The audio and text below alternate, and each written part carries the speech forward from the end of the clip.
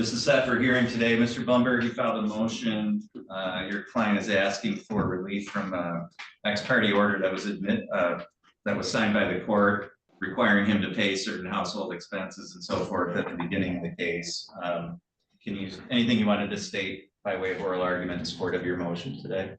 Well, I would just again reiterate to the court what my motion and supporting brief suggests, that the court signed an order based on information that was not accurate. I don't know if there were intentional misrepresentations made, but the net effect of those is that you signed an ex parte order requiring my client to pay certain obligations, when the reality is that when the motion that was filed, it was asserted that she was not working and that she failed to indicate to the court that she had her boyfriend living there, a roommate who was contributing financially to the obligations. Those are certainly material facts that were either omitted carelessly or intentionally. The bottom line is that I think that had the facts been properly represented to you, you would not have signed such an order. So we're asking the court at this point to rescind that order. My client has been contributing financially, and he's prepared to continue to do so. But certainly, based on the facts that you were presented, I think that ex parte order was inappropriate. Mr. Blumberg, are there any temporary orders regarding child support in place? Just looking through the file, you might know off the top. No, there is not. Okay. And how much is your client contributing monthly at this point? Okay, he's paying between $150 and $200 a month. Okay. All right, Ms. Beeland, what's your side of this? The reason why we decided for Chauncey to pay $600 worth of mortgage, because it is on his name too, along with mine. And during that time that I'm having a hard time understanding this.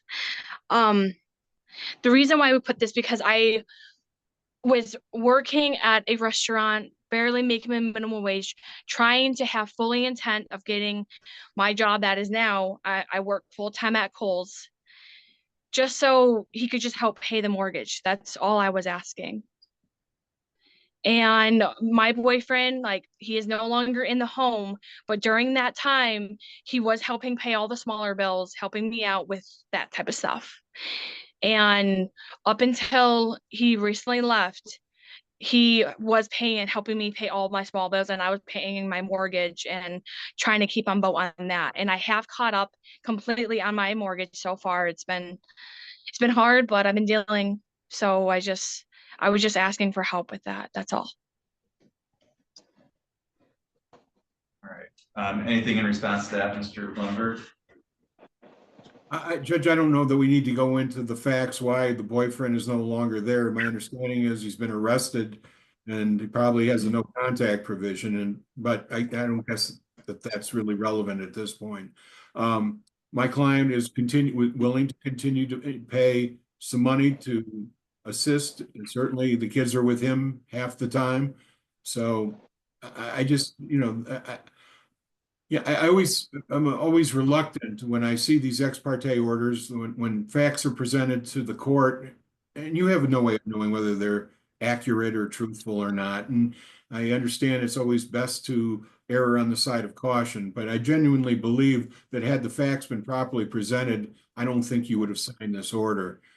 He'll continue to pay those expenses that he's been paying. Okay. And Mr. Blumberg, your client is on the mortgage as well, his name?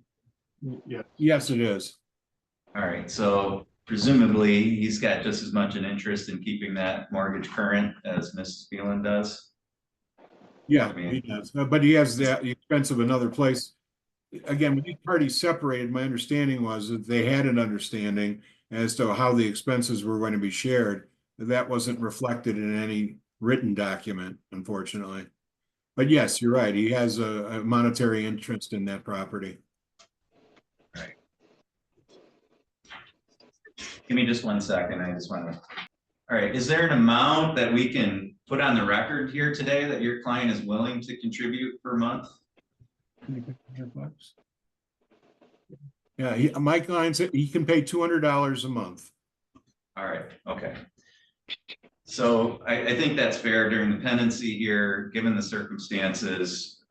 So Mr. Blumberg, the court is going to modify that order and have it reflect that your client is going to pay $200 per month towards the household expenses. So if you can draft an order that will reflect that and submit that to the court, and we'll go forward from there. Ms. Phelan, do you have any questions about that? No, I appreciate any of the help I can get. So I just appreciate it. Thank you. Okay. Mr. Blumberg, anything further on this file today? No, Judge, thank you. Okay, thank you. All parties are free to disconnect at this time. This is set for a motion today. Mr. Van Til, you filed a motion to cease spousal support, and your motion is based on the fact that Ms. Van Til remarried at the end of 2024. Is that correct? Yes. Okay. Ms. Van Til, is that correct? Yes. Okay. Are you contesting the discontinuation of the spousal support?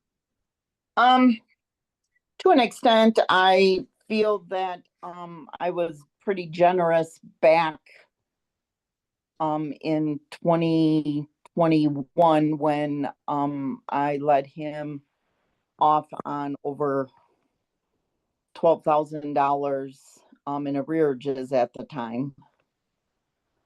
I'm willing to drop down to $500 a month for, let's say, another 3 years. Okay, Mr. Van Til, what's your position on that? No, I disagree. Okay. I All disagree. right. Well, you know, here's the thing. I reviewed the original judgment of divorce, and it does allow for the court to modify spousal support based on a change in circumstances. Ms. Van Til, and frankly, I'm surprised it doesn't contain the language that if you remarry, typically once a party remarries, I mean, that's a change in circumstances that warrants the cessation of payment of spousal support. And the whole idea of spousal support is that you don't have the assistance of your marital partner anymore to support you. And when you get remarried, that's no longer the case. So it really, to me, the only fact here that would be a potential issue is whether or not you were actually married or remarried, I should say. And it sounds like that's not a fact that's in dispute. So for that reason, the court finds that the spousal support should cease. And so, Mr. Van Til, you need to file something with the court that indicates that the court is granting your motion. You can use a form like you used to file your motion in this case, okay? Okay. But that's an important step for you to follow up on, because until I sign that order, I mean, that's what actually stops your obligation for spousal support. So it's important that you submit that as soon as possible to the clerk's office here in Gaylord. Okay, so it's the form just like the one I sent for this hearing. Yeah, well, you can find the form in the same place. It's going to be just a blank order. And you're going to fill in there that the court is granting your motion and spousal support will stop as of February 3rd, okay? Okay. Ms. Van Til, did you have any questions about that? No. Okay. All right. Thank you. That's all for this hearing today. Both parties are free to disconnect at this time. Thank you. Defendant is not full of money. That is the whole reason we're here. we need spousal support. The spousal support that was awarded previously was inequitable and unfair to defendant, and she is essentially barely getting by having to dip into whatever property award that she was given.